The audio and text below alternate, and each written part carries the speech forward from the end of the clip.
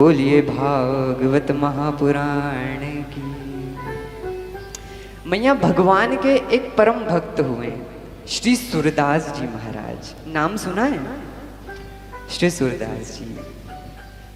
सूरदास जी हमारे ठाकुर जी को ना पद सुनाया करते थे।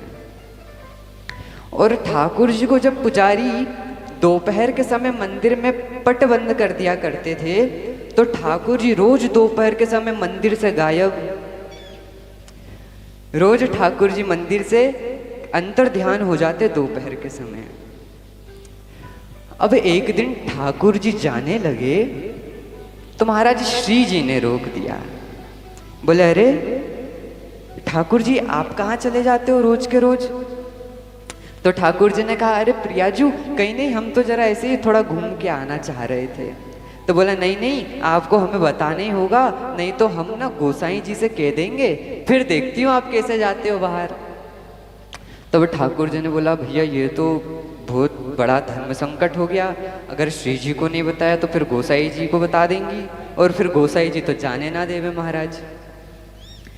तो बोले, कुछ नहीं श्री जी, हमारे एक भक्त हैं सूरदास जी जो ना रोज पद सुनाया करते मंदिर में आकर। तो हम तो वो भजन सुनाते, पद सुनाते, हमें बड़ा अच्छा लगता है। तो श्री जी हम ना उन्हीं की कुटिया में चले जाते हैं रोज।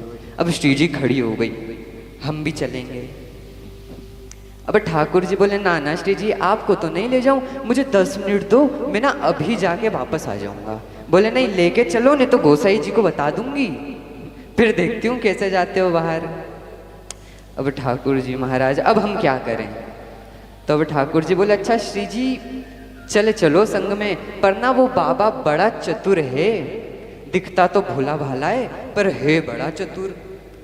तो आप चल तो रही हो पर बड़ी सावधान रहना, क्योंकि आपकी आदत है कृपा करने की, आपको तो नाम ही बरसाने वाला है। जब देखो भक्तों पर कृपा बरसाती रहती हैं। अगर आज आपने उन पर कृपा बरसा दी तो भैया फिर तो हम क्या ही कहें, आपका तो नाम ही बरसाने वाली है ना। तो बोले, हाँ हाँ लाला आप चिंता ना करो, हम ना जैसा आप कहोगे वैसे ही करेंगी, हम तो कुछ नहीं कहेंगी, जैसा आप बोलोगे बिल्कुल वैसा। अभी बाहर तो जाए मंदिर से। तो ठाकुर जी और प्रिया जी दोनों मंदिर से चले और सूरदास जी महाराज अपनी कुटिया में बैठकर युगले चरणार विंदों का ध्यान कर रहे थे।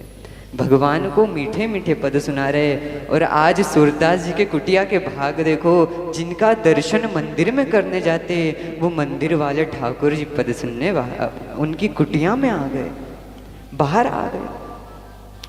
तो आज जब सूरदास जी पद सुना रहे थे ना मैया, तो दोनों युगल सरकार अपनी थोटी पर हाथ रख के सूरदास जी के मधुर भाव श्रवण कर रहे थे। और आज सूरदास जी थोड़ा अपनी कुटिया से बाहर निकल कर गए तो अब ठाकुर जी कह रहे हैं, अरे चलो चलो प्रिया जी जल्दी चलो, हमारा काम हो गया, अब चलो मंदिर चलते हैं। और इतने में प्रिया जी क्या देखती है कि सूरदास जी जहां जा रहे हैं वहां तो गड्ढा है बड़ा सा। अब बोले, अरे कन्हैया वो बाबा गड्ढे में गिर जाएगा। बोले, अरे अरे प्रिया जी कोई भी निकाल लेगा, आप तो चलो, आप तो चलो, गड्ढे में से कोई भी निकाल लेगा। ये बाबा बड़ा चतुर है, अगर पकड़ लिया ना तो फिर जान ना दे वो। तो अब तो ठाकुर जी से जिद करने लग गई प्रिया जी कि नहीं बाबा गड्ढे में गिर जाएगा। इतने में तो सूरदास जी गिर ही गए। अब बोले, अरे चलो चलो, ठाकुर जी कहने लगे। तो प्रिया जी ने कहा, अरे कितने निष्ठुर हो आप भैया, बाबा रोज पद सुनाता है, रोज भजन सुनते हो बाबा के, और आज जब बाबा गड्ढे में गिर गया तो चलो चलो कर रहे हो। तो महाराज हमारी करुणामयी सरकार नहीं मानी। बोले, जब तक बाबा को गड्ढे से नहीं निकालोगे मैं नहीं जाने वाली। तो आज श्री ठाकुर जी बोले, अच्छा चलो निकालते। ठाकुर जी ने अपनी कारी कामर ली और प्रिया जी ने अपनी चुनरी उतारी और दोनों ने गठबंधन किया।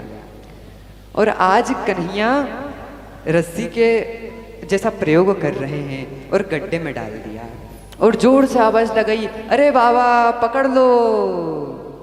सूरदास जी बोले, भैया कौन? तो बोले, अरे मैं गोविंद हूं, यहीं मैं पास में गैया चराने आया था, सो आपको गिरा पाया। तो सोचा बचा लूं। तो सूरदास जी ने जैसे ही पकड़ा तो इत्र की सुगंधी नाक में चली गई। सूरदास जी विचार करने लगे, भैया ये इत्र तो वैसा ही सुगंधी है जैसी हम मंदिर में पद सुनाते हैं तो मंदिर से आती है। तो आज समझ गए सूरदास जी कि भैया ये गोपाल गोविंद कोई और नहीं, ये तो हमारे बाके बिहारी हमारे श्रीनाथ जी है। पकड़ लिया और पकड़ के अब महाराज यहाँ पर दर्शन करना, जैसे रस्साकस्सी का खेल देखा आप लोगों ने, वैसे ही ठाकुर जी ने चुन्नी पकड़ी, फेंकी गड्ढे में, सूरदास जी ने पकड़ी।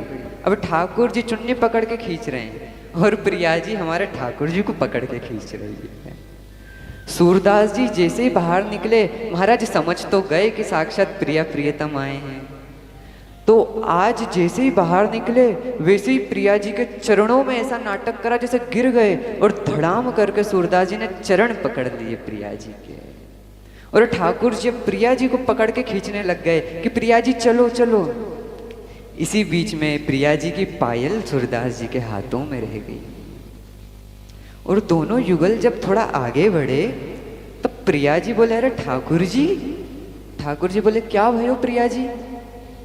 मेरी एक नूपुर नाय मिल रही है।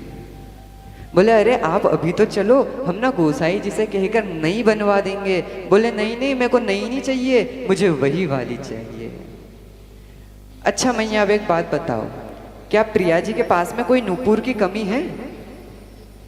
फिर भी भैया ये तो मैया है, ये तो मात स्वरूपा है, ये तो किसी ना किसी बहाने से कृपा करना चाहती है भक्त पर।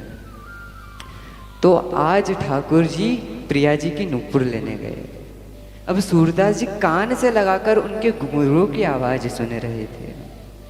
इतने में ठाकुर जी बोले, बाबा हमारी ना एक सखी आई थी संग में, तो उसकी पायल आपके पास रह गई है। बोले, अच्छा भैया आप कौन? बोले, मैंने अभी आपको गड्ढे से बाहर निकाला ना, मैं गोविंद हूँ। तो बोले, अच्छा भैया ऐसे कैसे तुमको पायल दे दूं? तुम अभी पायल ले जाओ मुझसे, और यदि कोई और आके मांगे पायल तब मैं क्या करूँगा? मैं कैसे पहचानूंगा कि पायल तुम्हारी है? तो बोले, बाबा अब क्या करें? तब कहा कि अच्छा एक पायल ना तुम्हारी सहेली के पास में होगी, एक पायल ना सहेली के पास में होगी। तो प्रिया जी को लाए ठाकुर जी और सूरदास जी ने ना पायल पहना दी अपने हाथों से और रोने लग गए कि महाराज आज युगल चरणारविंदों का दर्शन हो गया। तो प्रिया जी प्रसन्न हो गई और कहा, बाबा जा मैं वर देती हूँ तेरे नेत्र वापस आ जाए। और फिर सूरदास जी के नेत्र आए ना, तो सूरदास जी ने मन भर के युगल चरणारविंदों का दर्शन किया, युगल स्वरूप का दर्शन किया और फिर कहा कि प्रिया जी बस एक वर और दे दो कि मुझे वापस पहले जैसा अंधा बना दो। क्योंकि भैया जिन आँखों से प्रिया प्रियतम का दर्शन हो गया, उन आँखों से फिर मैं संसार नहीं देखना चाहता। तो ये तो हमारी राधा रानी और बाके बिहारी है, भक्तों पर किसी ना किसी कारण से करुणा बरसा ही देते हैं, जैसे आज हम पर और आप पर भागवतामृत की वर्षा कर रहे हैं। बोले वृंदावन बिहारी लाल की। अपनी वाणी को यहीं पर विश्राम देते हुए पूज्य महाराज श्री के चरणों में दास का बारंबार प्रणाम, आप सभी भक्तों को बारंबार प्रणाम। सभी को जय श्रीमन नारायण, जय श्री कृष्णा, राधे राधे।